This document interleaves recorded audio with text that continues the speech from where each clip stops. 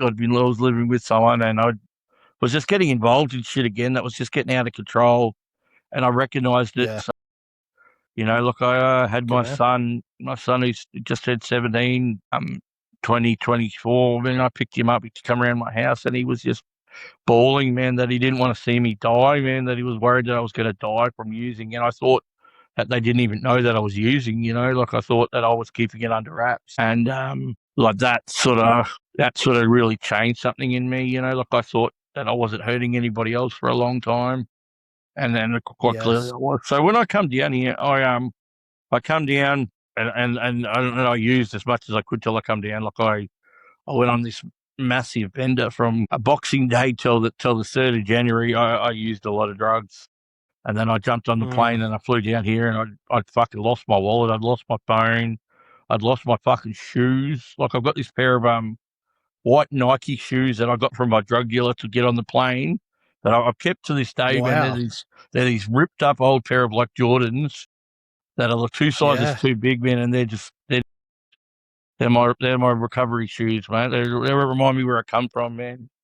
And when I got So down you here, literally had to steal a pair of shoes off your drug dealer to get well, I down, asked to if I get on could the have plane and them, get you. but I spent a lot of money there. I had to go to mum and dad to get a copy of my birth certificate to get on the plane because I had no ID. And like when I got down here, I was really honest with my brother. I said, you might think what drug addiction's like. This is my truth, man. Like, don't give me money. So when I got down here, he came into selling Wow. with me. My pay goes into his bank account. He Yeah. gave me a phone, and we installed that Life 360 app on it so he could see where I am at any time. Yeah. Um, like he gave me work. I was working for him, so I had something to do at least a couple of days a week. And he gave me Mm. a vehicle to use, so I was doing, I did farm. I did more than 90 and 90, I think, when I got here. I got down here and I threw myself Meetings. wholehearted into meetings, yeah. Yep. So I handed over Yeah. my finances, man. I was really honest with him about the way that I could get when I'd use that I was a liar and I was a cheat and like just um Wow. really, yeah. Well, I had to protect myself from myself. I think Mm. that handing over of the finances was the smartest thing I ever did.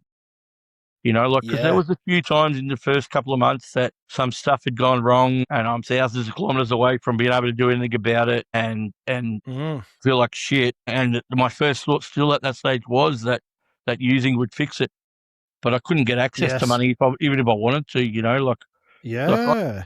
I can access money whenever I need it. Like I just have to ring him, and then he'll Mm. transfer it to a card that's got no money on it, or he'll give me his card. Yeah. Like if I need a new pair of shoes and I've got the money for it, I just go and buy it.